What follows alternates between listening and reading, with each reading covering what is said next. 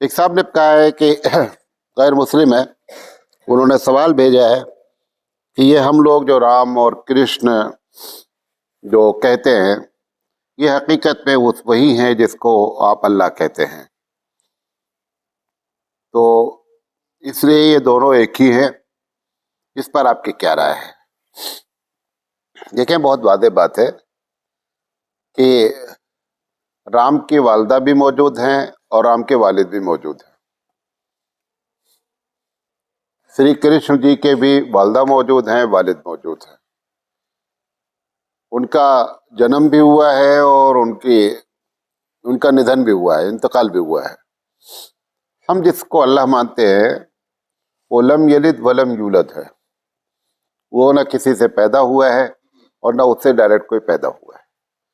लिहाजा ये दोनों एक कतई नहीं हो सकते। मरने वाला और पैदा होने वाला हमारे नज़दीक कभी भी खुदा नहीं हो सकता है। जब मैंने उनसे ये बात कही तो उन्होंने एक बात और कही, उसका भी जवाब दे देते हैं। उन्होंने कहा मेरा सवाल भेजिएगा मुझे। हमने कहा भेजेंगे इंशाल्लाह। उन्होंने कहा कि असल में ये जो ईश्वर है, मालिक है, जिसको आप अल्लाह कहते हैं, वो कभी कभी इंसानी रूप धारण कर लेता है इंसानों की इस्लाह के लिए, समाज को सुधारने के लिए।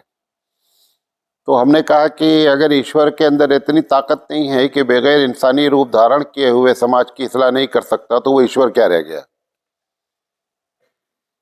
क्योंकि ये एक कमजोरी हुई। एक आध पंखा चलाओ, सब एकदम हड़प कर दिया है।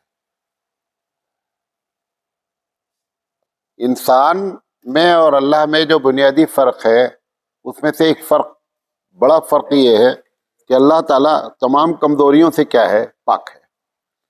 तो आपने ये कमज़ोरी वाली बात कह दी कि वो ईश्वर को मजबूर हो करके इंसानी रूप धारण करना पड़ा, लिहाजा हम इसके भी कायल नहीं हैं।